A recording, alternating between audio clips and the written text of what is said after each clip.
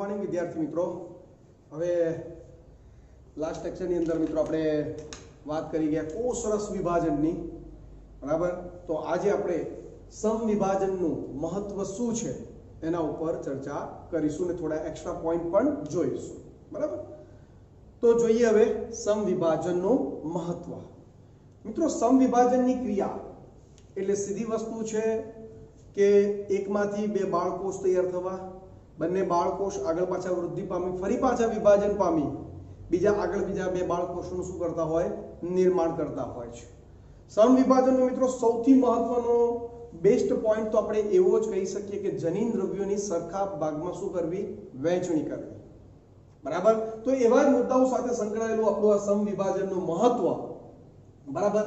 અહીંયા હું એટલું ચોક્કસ કહીશ કે આપણે વાક્ય રચના સાથે દરેક મુદ્દા સાથે જતા જઈએ કે જેથી દરેક પોઈન્ટને આપણે સારી રીતે એને ન્યાય આપી શકીએ, બરાબર। હવે પહેલું જ મિત્રો સમભાજનનું મહત્વ, બરાબર, સિગ્નિફિકન્સ ઓફ માઇટોસિસ, બરાબર। તો જોઈએ મિત્રો, સમભાજન અથવા સમસૂત્રણ માત્ર દ્વિકીય કોષો પૂરતું મર્યાદિત છે। દ્વિકીય એટલે 2n રચના ધરાવતા જે કોષો છે એની અંદર સમવિભાજનની ક્રિયા થતી જોવા મળે છે, બરાબર। છતાં પણ કેટલીક નિમ્ન કક્ષાની વનસ્પતિઓ અને કેટલીક વસાહતી કીટકોમાં એકકીય કોષો પણ સમભાજન દ્વારા વિભાજન પામે છે। મિત્રો સમવિભાજનની ક્રિયા એવી છે કે જેમાં જનીન દ્રવ્ય સરખા ભાગમાં શું થાય, વહેંચણી થાય, બરાબર। જ્યારે આપણે આના પછીનો ટોપિક જે ભણવાના છીએ અર્ધીકરણ, જેમાં જનીન દ્રવ્ય શું થઈ જાય, અડધું થઈ જતું જોવા મળે છે, બરાબર। તો અર્ધીકરણ માત્ર દ્વિકીય કોષમાં જ થઈ શકશે, જ્યારે સમવિભાજન દ્વિકીય કોષ હોય કે એકકીય કોષ હોય એ બંનેની અંદર સમવિભાજનની ઘટના થતી જોવા મળે છે।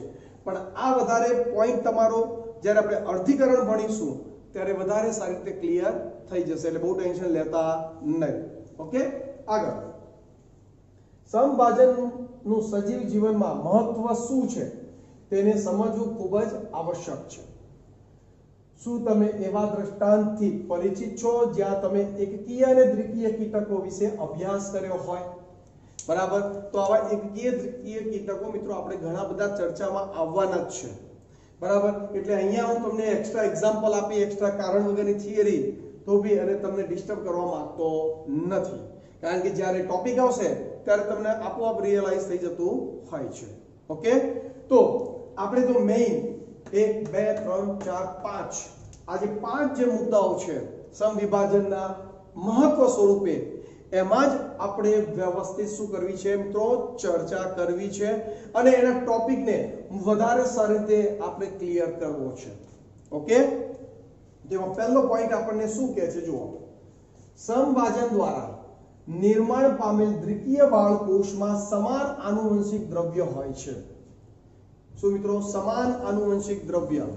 હવે તમે આપણે જે અભ્યાસ કર્યો એની જ વાત કરું, જે આપણે ચર્ચા કરી ગયા કે ભાઈ આ એક માતૃકોષ છે, બરાબર, જેની અંદર જનીન દ્રવ્ય, સમજી લો કે અત્યારે હું ખાલી ફક્ત 2 જ રંગસૂત્રો બતાવું છું, બરાબર। હવે વચ્ચેથી અહીંયા તારા કેન્દ્રો સામસામે ધ્રુવ તરફ હતા જ, આ જોડાણ થઈ ગયું। હવે વહેંચણી થશે તો અહીંયા આપણે આ પ્રકારની સ્થિતિ રચાઈ હતી, બરાબર। તો તમે જોઈ શકો છો બંને બાજુ સરખા પ્રકારમાં જ રંગસૂત્રોની વહેંચણી થઈ। અહીંયા 2 રંગસૂત્રો હતા માતૃકોષમાં, તો અહીંયા પણ બંને બાજુ 2 બાળકોષો જે બનશે એ બંનેની અંદર 2 જ રંગસૂત્રો રહેતા જોવા મળે છે। હા, જનીન દ્રવ્ય અડધું થઈ ગયું છે તો આંતરા અવસ્થામાં ડબલ કરી દેશે, આગળ જોઈને વિભાજન પામવું હશે તો એ પછીનો પોઈન્ટ। તો સીધી વસ્તુ છે, જનીન સમવિભાજનની ક્રિયા થઈ તો રંગસૂત્રો સરખા ભાગમાં વહેંચાય। મિત્રો અર્ધીકરણ ભણશો ત્યારે ખબર પડશે, આના પછીનો ટોપિક, કે એની અંદર રંગસૂત્રોની સંખ્યા અડધી થઈ જાય છે, બરાબર કે નહીં। હવે આપણી અંદર કેટલા જોડ રંગસૂત્રો છે, 23 જોડ છે। તો સમવિભાજનને કારણે આપણા શરીરના દરેક સેલની અંદર, દરેક કોષની અંદર 23 જોડ જ રંગસૂત્રો છે। પણ જ્યારે આપણા પ્રજનન કોષ બને ત્યારે, શુક્રકોષ કે અંડકોષ બને ત્યારે એમાં અર્ધીકરણ થાય છે, તો એમાં 23 જોડ નથી, એમાં 23 જ રંગસૂત્રો છે, એકકીય રચના છે, કેમ? અર્ધીકરણ થાય. એટલે આપણા પ્રજનન કોષોની નિર્માણની ક્રિયામાં અર્ધીકરણ થાય છે, પણ આપણા જેટલા પણ દૈહિક કોષો છે એની અંદર મિત્રો સમવિભાજનની જ ક્રિયા થતી જોવા મળે છે, જેના કારણે આપણા દરેક કોષની અંદર જનીન દ્રવ્ય એક સમાન રીતે વહેંચાયેલું જોવા મળે છે. ચલો, ક્લિયર છે? ખ્યાલ આવી ગયો મિત્રો? તો પહેલો પોઈન્ટ કે જે ખરેખર અગત્યનો છે કે ભાઈ જે સમભાજન દ્વારા નિર્માણ પામેલ દ્વિકીય બાળ કોષોમાં સમાન આનુવંશિક દ્રવ્ય હોય છે. મતલબ આનુવંશિક દ્રવ્ય પરફેક્ટ માત્રામાં શું રહે? સચવાયેલું રહેતું હોય છે. એટલે તો મિત્રો આપણા વાળનો હેર બલ્બ કહીશું મિત્રો, તળિયાનો ભાગ, ઉપરનો તો આખો એક પ્રોટીનમય ભાગ છે, ત્યાંથી લઈને શરીરના કોઈ પણ કોષની અંદર પ્રજનન કોષ છોડીને બધા જ કોષો આપણા દ્વિકીય રચના 2n રચના ધરાવતા હોય છે. મતલબ કે જનીન દ્રવ્ય એક સરખું ધરાવતા હોય છે. કેમ? કારણ કે આપણા દૈહિક કોષોમાં કઈ ઘટના બનતી હોય મિત્રો? સમભાજનની ક્રિયા થતી જોવા મળે છે. ચલો, ક્લિયર? ઓકે, આગળ. બહુકોષી સજીવોની વૃદ્ધિ સમભાજન દ્વારા થાય છે. મિત્રો બહુકોષી સજીવો તો આપણે બધા કેવા છીએ? બહુકોષી સજીવો છે ને, વનસ્પતિ, પ્રાણીઓ બધા, બરાબર. આપણે એક જ કોષથી શરૂઆત કરેલી, જેને આપણે શું નામ આપેલું મિત્રો? ફલિતાંડ કે યુગ્મનજ. બરાબર. આ ફલિતાંડ કે યુગ્મનજનું નિર્માણ કેવી રીતે થયેલું? તો કે શુક્રકોષ અને અંડકોષ, આ બંને એકકીય રચનાઓ n અને n. આમાં 23 રંગસૂત્રો છે, આમાં 23 રંગસૂત્રો છે. ફલન થયું, ફલિતાંડ થઈ, ફલનની ક્રિયા થઈ, ફલિતાંડ બન્યું, યુગ્મનજ. એમાં હવે આપણે શું કરીએ છીએ? 23 જોડ લખીએ છીએ, મતલબ 46 રંગસૂત્રો થઈ ગયા. 23 તો 23, 2n રચના થઈ ગઈ, બરાબર. હવે આ ફલિતાંડનું વિભાજન થાય, એકમાંથી કેટલા? તો કે 2 બાળકોષ તૈયાર થયા. 2 ના કેટલા? તો કે 4, 4 ના કેટલા? તો કે 8, 16, 32, 64, 128, 256, એમ કરતા કરતા કોષોની સંખ્યા વધી જાય છે. અને આજે આપણી અંદર કેટલા? તો કે 100 ટ્રિલિયન સુધી કોષોનું નિર્માણ થયેલું જોવા મળે છે. તો મિત્રો એ પણ કોને કારણે છે? આપણે જે બહુકોષી સજીવો જે આપણે વૃદ્ધિ પામ્યા છીએ, બરાબર, એ કઈ ઘટનાને કારણે છે મિત્રો? સમવિભાજન દ્વારા કે સમભાજન દ્વારા થતું જોવા મળે છે. ચલો, ક્લિયર? આગળ. હવે આ મુદ્દો મિત્રો ચેપ્ટરની શરૂઆતમાં આપણે ચર્ચા કરી હતી, ક્યાંક તમને આ જોતા જ ખ્યાલ આવી ગયો હશે. કોષીય વૃદ્ધિના પરિણામ સ્વરૂપે કોષ કેન્દ્ર અને કોષરસ વચ્ચેનું પ્રમાણ અસંતુલિત થઈ જાય છે. એટલા માટે એ જરૂરી થઈ જાય છે કે કોષ વિભાજન પામીને કોષ કેન્દ્ર કોષરસ પ્રમાણને જાળવી રાખે. બરાબર. આપણે આગળ પણ વાત કરી ગયા મિત્રો કે ભાઈ કોઈ નાનો કોષ છે તો એનું કોષ કેન્દ્ર કેરિયોપ્લાઝમિક ઇન્ડેક્સ, બરાબર ને? કોષ કેન્દ્ર કોષરસ ગુણોત્તર યાદ આવે છે ને મિત્રો? તો કોષ કેન્દ્ર નું કદ મોટું છે કોષરસ કરતા, એટલે કે સરળતાથી કોષનું નિયંત્રણ કરે છે. પણ જેમ જેમ કોષ મોટો થતો જાય છે એટલે કોષ કેન્દ્રને એનું નિયંત્રણ કરવામાં થોડું અસંતુલન પેદા થાય છે, અને એટલા માટે એનું વિભાજન કરવું જરૂરી બની જાય છે કે જેથી કોષનું નિયંત્રણ પ્રોપર કરી શકાય. અને એના માટે આ સૂત્રનો આપણે અભ્યાસ પણ કરેલો મિત્રો, કેરિયોપ્લાઝમિક ઇન્ડેક્સ Vn/Vc-Vn, બરાબર કે નહીં? રેડી? એટલે આના પર હું વધારે ચર્ચા નહીં કરું, કારણ કે ઓલરેડી આપણે વ્યવસ્થિત ડીપમાં લગભગ આ ચેપ્ટરનું પહેલું જ લેક્ચર હતું એની અંદર આપણે ચર્ચા કરી ગયા છીએ. ઓકે, એટલે કોષ વિભાજન થવું જરૂરી છે, કારણ કે કોષ કેન્દ્ર અને કોષરસનો ગુણોત્તર પ્રોપર જળવાઈ રહે, જેથી કોષની બધી જ ક્રિયાઓ પ્રોપર રીતે વર્ક કરી શકે. ઓકે, આગળ. સમભાજનનો સૌથી મહત્વનો ફાળો કોષોના સમારકામનો છે. કોષોના સમારકામનો છે. અધિચ્છદનું સૌથી બહારનું પડ, અન્નમાર્ગનું અસ્તરની રચના કે અસ્તરની રચના કરતા કોષો, બરાબર, અને રુધિર કોષો સતત બદલાતા રહેવા જરૂરી છે મિત્રો. આ પણ એટલો જ એક અગત્યનો પોઈન્ટ આપણો કહી શકાય છે કે જેની આપણે ચર્ચા કરવી જોઈએ. બરાબર. શું કીધું? સમારકામની ક્રિયા. મિત્રો આપણું અધિચ્છદીય લેયર, આપણું ત્વચાનું લેયર અધિચ્છદીય લેયર છે, બરાબર. એ વારંવાર ઘસારો પામતું હોય છે, બરાબર. આપણે પડી જઈએ છીએ, કોઈ વાર છોલાઈ જતું હોય છે, બરાબર. એમને બી ઘર્ષણની ક્રિયા મિત્રો સતત ચાલતી હોય, આપણને ખબર ના હોય, આપણે કોઈ જગ્યાએ બેસતા હોઈએ, ઉઠતા હોઈએ, કોઈ દિવાલ સાથે ઘસાતા હોઈએ, ખ્યાલ આવે છે કે નહીં? એટલે એ લેયર 100% અધિચ્છદીય લેયર મતલબ નાશ પામતું હોય, તેના ઉપરના કોષો ક્ષતિગ્રસ્ત થતા હોય, તો ત્યાં નવા કોષોનું નિર્માણ કરવું જરૂરી છે. તો એ કઈ ક્રિયા દ્વારા થાય મિત્રો? સમવિભાજનની ક્રિયા દ્વારા થાય છે. બરાબર. એને આપણે વાત કરીએ ને અન્નમાર્ગનું અસ્તર રચતા કોષો. અન્નમાર્ગનું અસ્તર મિત્રો આપણે યાદ કરો, વારંવાર આપણે નાસ્તો કરતા હોઈએ છીએ મિત્રો, સરસ મજાના પાણીપુરી, પીઝા. બરાબર. હવે આ એટલા માટે આ ખોરાકનો ઉલ્લેખ કરું છું મિત્રો કે કોઈ પણ આપણે ખોરાક લઈએ છીએ, બરાબર, તો એ આપણા અન્નમાર્ગની અંદર ઘસારો કરતા કરતા જ આગળ વધે છે, બરાબર કે નહીં? જેના કારણે અન્નમાર્ગનું સૌથી અંદરનું લેયર ડેમેજ થઈ શકે છે, કોષો નાશ પામી શકે છે, કોષો ક્ષતિગ્રસ્ત થઈ શકે છે. તો એ સ્થાને નવા કોષોનું નિર્માણ કરવું તો પડશે કે નહીં મિત્રો? તો એ ક્રિયા પણ કોના દ્વારા થાય છે? સમવિભાજનની ક્રિયા દ્વારા થાય છે.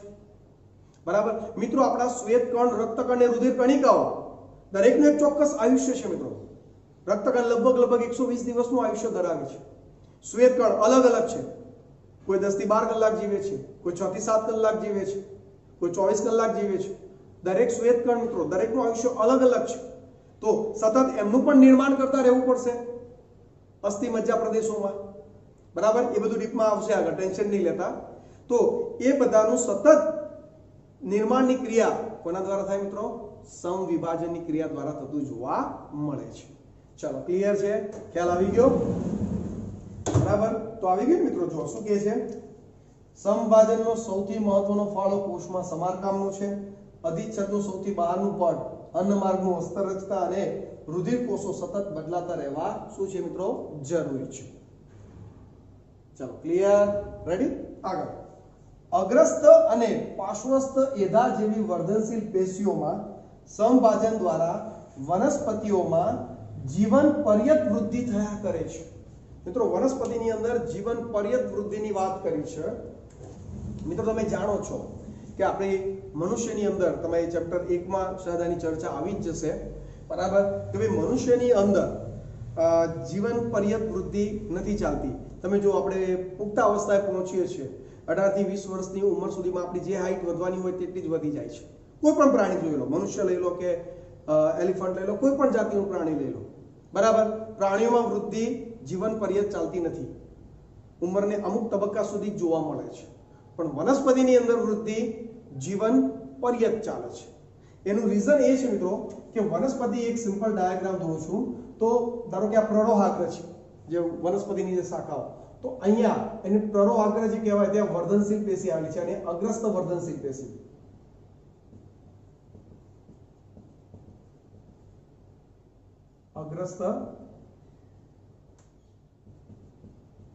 અગ્રસ્ત વર્ધનશીલ પેશી અને વનસ્પતિના પાર્શ્વે જે પેલી ગાંઠો આવેલી હોય ને કે જ્યાંથી પેલી શાખાઓનું નિર્માણ થાય, આપણે નથી એમ દોડતા બધી શાખાઓ, તો ત્યાં મિત્રો આંતરવિષ્ટ વર્ધનશીલ પેશી આવેલી હોય, પાર્શ્વસ્થ વર્ધનશીલ પેશીઓ આવેલી હોય. અને વર્ધનશીલ પેશીઓનો નિયમ છે એ સતત કોષ વિભાજન કરે. મૂળની અંદર પણ મિત્રો ધારો કે આ જમીનનો વિસ્તાર છે, આ ઉપરનું પ્રરોતંત્ર, નીચેનું મૂળ તંત્ર, બરાબર. તો મૂલાગ્ર કહેવાય, અહીંયા મૂલાગ્ર છે મિત્રો. તો મૂલાગ્રમાં પણ અગ્રસ્ત વર્ધનશીલ પેશી આવેલી છે. આ જ વસ્તુ અહીંયા પણ છે. એટલે મૂળની પણ સતત લંબાઈમાં વધારો થતો જાય, પ્રકારની ટોચની પણ સતત લંબાઈમાં વધારો થતો જાય. આંતરવિષ્ટ વર્ધનશીલ પેશીઓ, પાર્શ્વસ્થ વર્ધનશીલ પેશીઓ નવી શાખાઓનું નિર્માણ કરતી જાય. એટલે આ જે વર્ધનશીલ પેશીઓ જે ખરી મિત્રો, એ પેશીઓ વર્ધનશીલ પેશીઓ એ સતત કોષ વિભાજન દર્શાવતી હોય છે. એટલે વનસ્પતિની વૃદ્ધિ જીવન પર્યત ચાલ્યા કરતી હોય છે, બરાબર. અને એ કઈ ક્રિયા છે મિત્રો? તો કે સમવિભાજનની ક્રિયા દ્વારા જ એમાં વિભાજનની ક્રિયા થતી જોવા મળે છે. પ્રાણીઓમાં વર્ધનશીલ પેશી નથી, સારું થયું, નહીં તો ક્લાસરૂમમાં એન્ટર થવું પણ તકલીફ પડતી, શિક્ષક અને સ્ટુડન્ટ બધાને. ખ્યાલ આવે છે કે નહીં? એટલે પ્રાણીઓમાં અમુક જીવન ઉંમર સુધી વૃદ્ધિ થતી હોય છે, જ્યારે વનસ્પતિઓમાં વૃદ્ધિ જીવન પર્યત ચાલતી જોવા મળે છે. ચલો, ક્લિયર છે મિત્રો? તો આ થઈ ગયું સમવિભાજનનું શું મિત્રો? મહત્વ, બરાબર. દરેક વિદ્યાર્થીઓને લગભગ દરેક પોઈન્ટ ક્લિયર થઈ ગયા હશે. ઓકે, હવે થોડા એક્સ્ટ્રા પોઈન્ટ ઉપર આપણે ચર્ચા કરવી છે મિત્રો. કે જે આપણે નોમિનલ થોડી ચર્ચા કરી લઈએ, એક્સ્ટ્રા નીટ પોઈન્ટ કહી શકીએ, નીટ પાવર બૂસ્ટર જે ગણો તે તમે, બરાબર. શું કહે છે જુઓ, સમવિભાજન શબ્દ વનસ્પતિમાં સ્ટ્રાસબર્ગર અને પ્રાણીઓમાં કોને ફ્લેમિંગે આપ્યો હતો. મતલબ આ બંને જે વૈજ્ઞાનિક છે, બરાબર, થોડા યાદ રાખો તો વાંધો નહીં, એક બે વાર વાંચતા રહેવો એટલે વાંધો ના આવે. સમવિભાજન શબ્દ વનસ્પતિમાં સ્ટ્રાસબર્ગર અને પ્રાણીઓમાં ફ્લેમિંગ દ્વારા આપવામાં આવ્યો હતો. હવે એના પછીનો મિત્રો આ જે પોઈન્ટ છે ખરેખર ખૂબ અગત્યનો છે, બરાબર.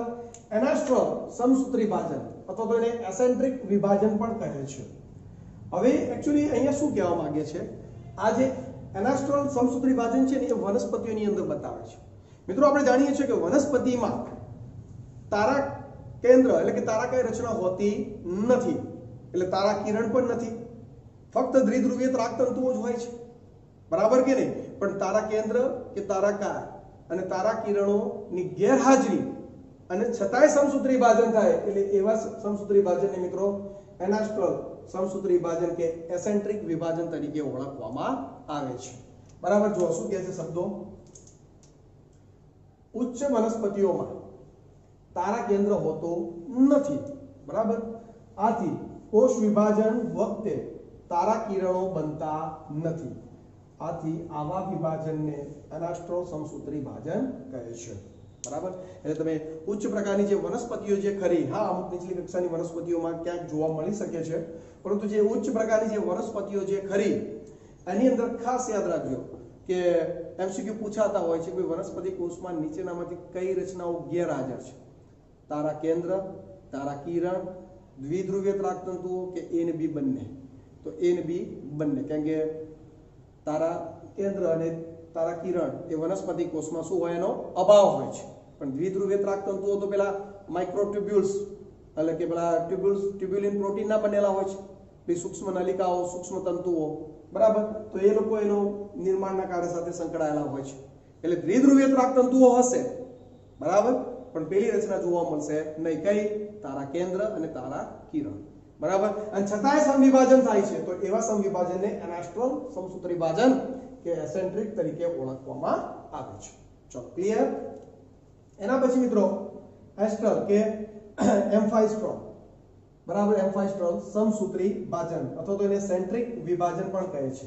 બસ એ જ પ્રાણીની વાત કરી છે કે ભાઈ પ્રાણીઓમાં તારા કેન્દ્ર હોવાથી કોષ વિભાજન વખતે તારા કિરણો બને છે, આથી આવા વિભાજનને એસ્ટ્રોલ કે એમ્ફાઇસ્ટ્રોલ સમસૂત્રી વિભાજન કહે છે. એટલે એક પ્રકારનો બંને વનસ્પતિ કોષ અને પ્રાણી કોષની અંદર એક થોડું વેરિએશન અહીંયા આપણને દર્શાવેલું છે કે ભાઈ વનસ્પતિ કોષમાં તો કે તારા કિરણ, તારા કેન્દ્ર ગેરહાજર છે, ઉચ્ચ કક્ષાની ખાસ, અને જે પ્રાણી કોષ છે તો એની અંદર બંને હાજર છે. તો બંને માટે આ વર્ડ વાપરી દીધા છે, એસેન્ટ્રિક અને સેન્ટ્રિક. પેલામાં એનાસ્ટ્રોલ અને અહીંયા એમ્ફાઇસ્ટ્રોલ અથવા તો એસ્ટ્રોલ તરીકે આપણે ઓળખાવી શકીએ છીએ. ચલો ક્લિયર છે, ઓકે. અને પોઈન્ટ લઈ લીધો છે મિત્રો, જો અહીંયા મેં દ્વિધ્રુવીય ત્રાક ટ્યુબ્યુલિન પ્રોટીનના કોષરસીય તંતુઓ છે, એટલે એ તો બંને ટ્યુબ્યુલિન પ્રોટીન તો કોષરસીય કંકાલ બની ગયા આપણે, એમાં ટ્યુબ્યુલિન પ્રોટીનની હાજરી જોવા મળે જ છે. એટલે દ્વિધ્રુવીય ત્રાકતંતુઓ ચાહે વનસ્પતિ કોષ હોય કે પ્રાણી કોષ હોય, બંનેમાં જોવા મળશે. ચલો ક્લિયર, ઓકે. આગળ સામાન્ય રીતે દહી કોષોમાં સમભાજન જોવા મળે છે, પણ પ્રજનન કોષોમાં તો શું થાય, અર્ધીકરણ. જ્યારે વનસ્પતિમાં જન્યુઓના નિર્માણમાં પણ સમભાજન જોવા મળે છે. જન્યુઓ મિત્રો, પરાગરજનું નિર્માણ કરવું, અંડકોષનું નિર્માણ કરવું, તો વનસ્પતિઓની અંદર જન્યુઓનું નિર્માણ કરવું. આપણા અંદર જન્યુ એટલે શુક્રકોષ, અંડકોષ, તો આપણા જન્યુની નિર્માણની ક્રિયામાં તો અર્ધીકરણ જ થાય છે, બરાબર. પણ વનસ્પતિ કોષોમાં જન્યુ નિર્માણમાં સમવિભાજનની ક્રિયા થાય છે, પણ એ જન્યુ નિર્માણ વાળા ટોપિક, બરાબર, ચેપ્ટર 2 ચેપ્ટર 3 સાથે બહુ સંકળાયેલા છે. અભ્યાસ કરશો એટલે 100% ક્લિયર થઈ જશે, ઓકે. આગળ એના પછી મિત્રો અહીંયા પોઈન્ટ કીધું છે મિત્રો કોલ્ચિસિન. એક્ચ્યુઅલી કોલ્ચિસિન, મસ્ટર્ડ ગેસ અને રિબોન્યુક્લિયસ આ ત્રણેય સમસૂત્રી વિભાજનીય વિષ છે, મતલબ સમસૂત્રી વિભાજનની ક્રિયાને શું કરે, અટકાવી દે છે. તો આપણે એ ત્રણની રીતે યાદ રાખવાના છે, બરાબર. પરંતુ કોલ્ચિસિનનો અવારનવાર ઉલ્લેખ થાય છે, બરાબર. તો એના માટે ખાસ કહીશ કે ભાઈ ત્રાકતંતુનું નિર્માણ અટકાવે છે. દ્વિધ્રુવીય ત્રાકતંતુનું નિર્માણ શું કરે? અટકાવી દે છે. આથી કોષ વિભાજનની પ્રક્રિયા બાજના અવસ્થામાં અટકી જાય છે. કઈ અવસ્થામાં? બાજના અવસ્થામાં. મિત્રો યાદ કરો બાજના અવસ્થા. યાદ કરીએ આપણે કઈ અવસ્થાને? બાજના અવસ્થા. બાજના અવસ્થાને યાદ કરીએ આપણે તો વધારે તો એની અંદર તમને યાદ હશે મિત્રો કે રંગસૂત્રો એક્ઝેક્ટ ક્યાં ગોઠવાયેલા હતા? પેલા બાજન તલ ઉપર ગોઠવાયેલા હતા. ક્યાં ગોઠવાયેલા હતા મિત્રો? બાજન તલ ઉપર ગોઠવાયેલા હતા. યાદ છે કે નહીં? તો આપણે એ સ્પષ્ટપણે રંગસૂત્રોનો અભ્યાસ કરવો હોય તો કઈ અવસ્થા બેસ્ટ છે મિત્રો? બાજના અવસ્થા છે. બરાબર. તો વૈજ્ઞાનિકો જ્યારે પણ રંગસૂત્રોનો પ્રોપર અભ્યાસ કરવો હોય તો જ્યારે કોષ બાજના અવસ્થામાં પહોંચે, એનો સમવિભાજન તબક્કો કઈ અવસ્થામાં? બાજના અવસ્થા, ત્યારે એની અંદર કોલ્ચિસિન નામનું દ્રાવણ ઉમેરી દે. એટલે પેલા દ્વિધ્રુવીય ત્રાકતંતુઓ જે ખરા એ વિઘટન પામી જશે. એટલે આગળની પ્રોસેસ થશે જ નહીં. એટલે રંગસૂત્રો વિષુવવૃત્તીય તલ, બાજન તલ ઉપર પરફેક્ટ ગોઠવાયેલા હોય જેથી એનો અભ્યાસ સરળતાથી થઈ શકે છે. બરાબર. અને પરીક્ષામાં પણ પૂછાઈ શકે એમસીક્યુ સ્વરૂપે કે ભાઈ રંગસૂત્રો કઈ અવસ્થામાં સૌથી બેસ્ટ દેખાય? તો જો મિત્રો પૂર્વાવસ્થામાં તો શું હતા? જનીન દ્રવ્ય હજુ તો ઘટ થઈ રહ્યું હતું. બાજના અવસ્થામાં પરફેક્ટ ઘટ બની ગયા અને બાજન તલ ઉપર પણ ગોઠવાઈ ગયા હતા. બરાબર. જ્યારે બાજનોત્તર અવસ્થામાં તો શું થયું? સેન્ટ્રોમિયરનું વિભાજન થઈ ગયું. એક એક સૂત્રિકાઓ બે ધ્રુવ તરફ વહેંચાઈ જતી હતી. તો એ પ્રોપર અભ્યાસ નહીં થઈ શકે. અને અંત્ય અવસ્થામાં તો પાછું જનીન દ્રવ્યમાં કન્વર્ટ થઈ જાય છે. બરાબર. તો આવો એમસીક્યુ આવી શકે કે ભાઈ કઈ અવસ્થામાં સૌથી બેસ્ટ રંગસૂત્રોનો અભ્યાસ થઈ શકે? તો કઈ અવસ્થા? બાજના અવસ્થા. અને ત્યાં કોષને જો બાજના અવસ્થામાં જકડી રાખવો છે, પકડી રાખવો છે, તો એની અંદર કયું દ્રાવણ ઉમેરવામાં આવે? કોલ્ચિસિન. ચલો ક્લિયર છે? ખ્યાલ આવી ગયો મિત્રો? ઓકે. તો બાજના અવસ્થામાં અટકી જાય છે, જે રંગસૂત્રના અભ્યાસ માટે કેવું છે મિત્રો? જરૂરી છે. ચલો ક્લિયર? ઓકે. સાથે સાથે બીજા બે એક્ઝામ્પલ છે, મસ્ટર્ડ ગેસ અને રિબોન્યુક્લિએઝ. બરાબર. ઉત્સેચક પણ સમસૂત્રીય બાજનીય વિષ તરીકે ઓળખવામાં આવે છે. આ ત્રણેય ઘટકો કોલ્ચિસિન, મસ્ટર્ડ ગેસ અને રિબોન્યુક્લિએઝ આ ત્રણેય આપણે કહી શકીએ સમસૂત્રીય બાજનની ક્રિયાને અટકાવે છે, એટલે માટે એમને વિષ તરીકે ઓળખવામાં આવે છે. ચલો ક્લિયર? તો આજે મિત્રો આપણે ખાસ બે પોઈન્ટની ચર્ચા કરી. એક તો જે આપણો મેઇન ટોપિક હતો તે કે ભાઈ કોષ રસ વિભાજન. બરાબર. એટલે કે સમભાજનનું શું મહત્વ શું છે? સમભાજનના મહત્વ ઉપર ચર્ચા કરી ગયા. અને સાથે સાથે આપણે થોડા એક્સ્ટ્રા પોઈન્ટ પણ કે જેમાં જરૂરી છે કે સમવિભાજનની ક્રિયા સાથે સંકળાયેલા એવા ટોપિકને પણ આપણે ક્લિયર કરી ગયા. ઓકે. અહીંયા મિત્રો સમભાજન વાળો આપણો ટોપિક સંપૂર્ણપણે પૂર્ણ થઈ ગયો છે. હવે આપણો ટોપિક શરૂ થશે શું? અર્ધીકરણ. ઓકે. આશા રાખું કે દરેક વિદ્યાર્થીઓને સમવિભાજનની ક્રિયા એકચ્યુઅલી આપણે બે ટોપિક અભ્યાસ કરીએ તો કોષ ચક્ર શરૂઆત, પછી આંતરાવસ્થા. રેડી કે નહીં? અને પછી મિત્રો આપણું સમવિભાજન, જેમાં કોષ કેન્દ્ર વિભાજન અને પછી કોષ રસ વિભાજન. ઓકે. અને એના પછી સમવિભાજનનું મહત્વ અને થોડા એક્સ્ટ્રા પોઈન્ટ. તો અહીંયા સમવિભાજનનો ટોપિક સંપૂર્ણપણે આપણો પૂર્ણ થાય છે. ઓકે. નેક્સ્ટ લેક્ચરથી મિત્રો આપણે અર્ધીકરણ ઉપર ચર્ચા કરીશું. ઓકે.